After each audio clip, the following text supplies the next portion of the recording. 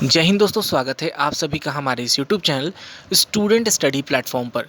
दोस्तों आज के इस वीडियो में हम बात करेंगे बीएसएससी प्रथम इंटर स्तरीय बहाली के बारे में। तो जैसा कि आप सभी को पता है कि बीएसएससी की बहाली अब आखिरी पायदान पर है और आखिरी पायदान पर हर एक छात्र के मन में इस बात का डर है कि इस बहाली को किसी प्रकार से राजनीतिकरण ना किया जाए। तो उसको लेकर देखिए दोस्तों, यहाँ पर बीएसएससी के छात्रों ने आज ट्विटर पर एकाएक जो है कि राजनीति नहीं रिजल्ट चाहिए हैशटैग को ट्वीट कराना चालू कर दिया। इसके पीछे का क्या रीज़न है मैं बताऊंगा।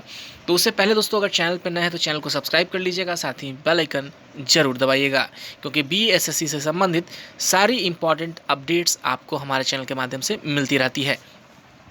तो देखिए दोस्तों, यहाँ पर ये ट्वीट जो है कि आज दोपहर में 2 बजे के बाद से एकाएक स्टार्ट हो गया, जिसमें कहा जा रहा था कि राजनीति नहीं रिजल्ट चाहिए। तो इसका ये जो मसला है, ये मसला स्टार्ट हुआ दिव्यांगों का जो मुद्दा संदीप सौरव ने, जो माननीय विधायक संदीप सौरव, उन्होंने विधानसभा में जब दिव्यांगों की बात का मुद्दा उठाया, तो जो भी छात्र वैलिड डॉक्यूमेंट्स वाले थे और जो छात्र अब चाहते हैं कि किसी प्रकार से मेरिट लिस्ट आए, उनको इस बात का डर सताने लगा कि कहीं इस मामले में कुछ राजनीतिकरण ना हो जाए। जिस प्रकार से कल संदीप सौरभ इस मामले पर जो है कि बोल रहे थे, जो वीडियो वायरल हुआ था उनका, जिसमें वो कह रहे थे कि दिव्यांगों को आरक्षण के लाभ नहीं मिल पाई है। जिस प्रकार से क्यों कारण था कि दिव्यांग भी उनके पास बात जाकर ये बात कहे और उस मुद्दा को उन्होंने विधानसभा में उठाया। हालांकि देखिए, इस मामले की बात करें तो दिव्यांगों को आरक्षण का लाभ मिला है या नहीं मिला है, इसके बारे में अभी कोई बात कहना उचित नहीं है, क्योंकि जब तक बीएसएससी मेरिट लिस्ट नहीं जारी करती है, तब तक इस बारे में कहना उचित नहीं होगा कि बीएसएससी में दिव्यांगों को आरक्षण दिया गया है या नहीं दिया गया। तो यही कारण है कि देखिए, यहाँ पर इस बात से डरे सहमे छात्रों ने यहाँ पर जो है कि हैशटैग राजनीति नहीं रिजल्ट चाहिए को ट्विटर पर ट्रेंड कराना चालू किया। तो देखिए, यहाँ पर बीएसएससी 2014 का मेरिट लिस्ट दो, हमें रिजल्ट चाहिए, राजनीति नहीं। तो इस प्रकार से जो है कि सभी लोग बोल रहे थे। तो क्या कारण है कि संदीप सौरव को जो है कि विधानसभा में इस मुद्दा को उठाना पड़ा।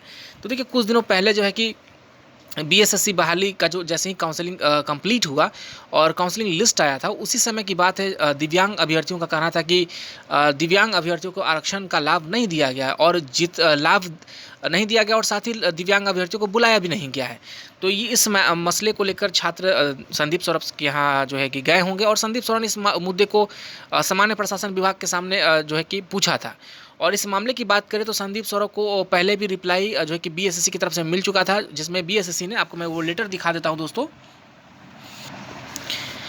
तो देखिए दोस्तों, यहाँ पर जो है कि एक लेटर जो है कि जारी किया गया था, जो है कि कौन से महीने में, तो ये जनवरी के महीने में। तो देखिए, यहाँ पर ये लेटर जो है कि जारी किया गया है, जिसमें सचिव ने लिखा है सामान्य प्रशासन विभाग को, जिसमें आरक्षण की बात कही गई है। तो देखिए, यहाँ पर विषय क्या था कि 06/06/2014 में प्रथम इंटर स्तरीय संयुक्त प्रतियोगिता परीक्षा के परीक्षाफल में दिव्यांग अभ्यर्थी को 3% आरक्षण देने के संबंध में।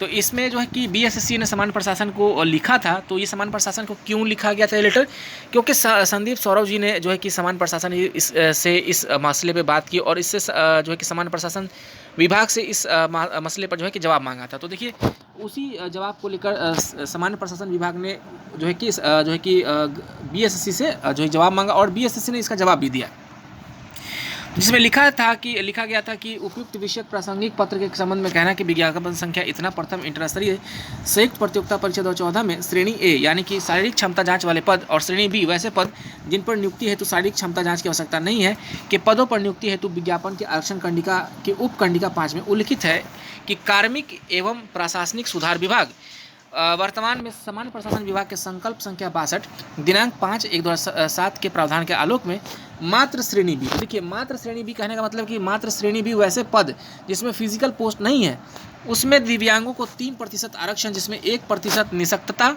देखिए यहाँ पर दृष्टि निःशक्तता, और 1% जो है कि मुख बधिर निःशक्तता और 1% जो है कि चलन निःशक्तता दे है। यानी कि इन्होंने स्पष्ट कहा कि जो नियम का कानून है उसके हिसाब से 3% जो है कि बहाली में दिव्यांगों को आरक्षण देना है। तो इस पे जो है कि पहले ही बीएसएससी ने क्लियर कर दिया था, लेकिन ये मसला जो है कि जब विधानसभा का सत्र चल रहा था तो इन्होंने जो है कि सवाल किया सामान्य प्रशासन विभाग से। तो यही मुद्दा था दोस्तों, जिस कारण से ये ट्वीट एकाएक होने लगा। तो चलिए बात करते हैं, क्या बीएसएससी बहाली में क्या दिव्यांगों को आरक्षण दिया गया है या नहीं दिया गया है। तो देखिए इसको लेकर कल ही रात में जो है कि मैंने बताया था कि इस बहाली में देखिए बीएसएससी बहाली अब आखिरी मुहाने पे आई है, पर हर दिन कोई ना कोई नया मुद्दा बनाया जाता है। अब दिव्यांग भाइयों का मुद्दा बनाया जा रहा है कि सीट से कम लोगों को सिलेक्ट किया गया है। इस मामले में बीएसएससी ने आरटीआई में जवाब दे चुकी है कि 3% आरक्षण भी दिया गया, जिसमें 1% ब्लाइंडनेस, 1% जो है कि हियरिंग इम्पेयरमेंट और 1% जो है कि लोकोमोटर डिसेबिलिटी के लिए है। तो देखिए यहाँ पहले ही मैंने क्लियर कर दिया था, और जो कि लेटर में अभी आपने देखा है। अब बात करें बीएसएससी बहाली की, तो मैंने बोला कि श्रेणी ए के पद और श्रेणी के बी के पद। तो श्रेणी ए के पद जो है कि फिजिकल के थे और श्रेणी बी के पद से जो नॉन फिजिकल थे। तो नॉन फिजिकल की बात करें दोस्तों यहाँ पर,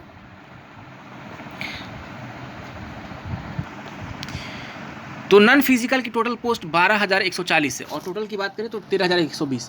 तो 12,140 सीट जो है कि दिव्यांग भाइयों के लिए, उसमें 3% का आरक्षण है। तो इसमें आप समझ लीजिए कि 12,040 का 140 का 3% 372 होता है, यानी कि लगभग 372 सीट दिव्यांग भाइयों का है। लेकिन अब इसमें यह भी क्लियर नहीं है कि दिव्यांग भाइयों का यहाँ पर 3% अगर आरक्षण है तो रोस्टर के हिसाब से क्या 372 ही सीट है या उससे भी कम है, क्योंकि रोस्टर के अकॉर्डिंग कभी कभी क्या होता है कि जो रिजर्वेशन होता है उससे कम सीट भी मिलती है। तो एक अनुमान था अगर बात करें तो 372 सीट जो है कि दिव्यांग भाइयों का है, जिसमें 372 का 1.10 गुना कर ले तो लगभग 400 लोगों को जो काउंसलिंग के लिए बुलाया गया। समझिए यहाँ पर 372 लोगों, मान के चलिए कि 372 सीट रहा होगा तो 400 लोगों को यहाँ पर काउंसलिंग के लिए बुलाया गया। तो क्या आपको ऐसा लगता है कि 400 लोगों को नहीं बुलाया गया? अगर नहीं बुलाया गया तो ये मेरिट के बाद आते ही ये क्लियर हो जाएगी, उससे पहले कोई जानकारी बीएसएससी के अलावा किसी को नहीं है। तो देखिए यहाँ पर क्या है कि जब तक मेरिट लिस्ट नहीं आती है तो कहीं ना कहीं इसमें क्लियरेंस नहीं हो पाएगी कि बीएसएससी बहाली में क्या जो है कि दिव्यांगों को आरक्षण दिया गया है या नहीं दिया गया है। तो इससे स्पष्ट नहीं होता है कि आरक्षण दी गई है या नहीं दी गई। तो इसमें जब तक मेरिट लिस्ट नहीं आती दोस्तों, तो मेरिट लिस्ट नहीं आ पाएगी, तब तक ये क्लियर नहीं हो पाएगा। और सबसे बड़ी चीज़ कि अभी ये कहना, और सबसे बड़ी चीज़ कि बहुत सारे छात्रों का कहना भी है कि नहीं, बीएसएससी बहाली की जो काउंसलिंग चल रही थी उस काउंसलिंग में हर एक शिफ्ट में 15-20 छात्रों को देखा गया है, वैसे छात्र जो दिव्यांग हैं। हालांकि इस पर मैं कुछ कहना नहीं चाहूँगा, बस मैं कहूँगा कि जब तक मेरिट लिस्ट नहीं आती है तब तक ये बातें क्लियर नहीं होगी क्या दिव्यांग जनों का जो है कि यहाँ पर आरक्षण दिया गया है या नहीं दिया गया है। और सबसे बड़ी चीज़ कि अगर दिव्यांग जनों को अगर आज की तारीख में अगर वो भ्रमित हो जाते हैं और इस मामले में कुछ करते हैं, जैसे जिस प्रकार से न्यू एनसीएल वालों ने किया, तो मुझे लगता है कि अगर इसमें आरक्षण का जो भी लाभ अगर दिया भी हो गया होगा तो दिव्यांग भाइयों को फिलहाल परेशानी उठाना पड़ सकता है। बाद में पता चलेगा कि नहीं, उनको आरक्षण का लाभ दिया गया, लेकिन बेवजह का केस और पैसे की बर्बादी और समय की बर्बादी। लेकिन सबसे बड़ी चीज़, अगर उनका केस तभी मजबूत होगा जब मेरिट लिस्ट में पता चल जाएगा कि उनके सीट के अकॉर्डिंग छात्रों को बुलाया गया था कि नहीं बुलाया गया था।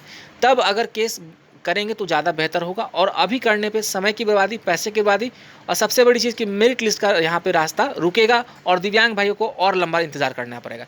तो सबसे ज़्यादा जरूरी है कि आज की तारीख में ओनली मेरिट की बात हो, जल्द से जल्द अगर मेरिट लिस्ट जारी होगा तो इस बहाली में जिस प्रकार का जो है कि एक जो है कि पूरी तरीके से जो मकरजाल में यह बहाली फंस रही है, वो मेरिट लिस्ट आते हैं कि पूरे के पूरी चीज़ क्लियर हो जाएगी। और उसमें जो भी लोग इस तरह से उस तरह से पैसे की उगाही करते हैं, चाहे जो भी करते हैं, वो चीज़ यहाँ पे पूरा क्लियर हो जाएगा। एक बार मेरिट लिस्ट आ जाने दीजिए, और जो लोग जो भी कहते हैं उसको उनको कहने दीजिए।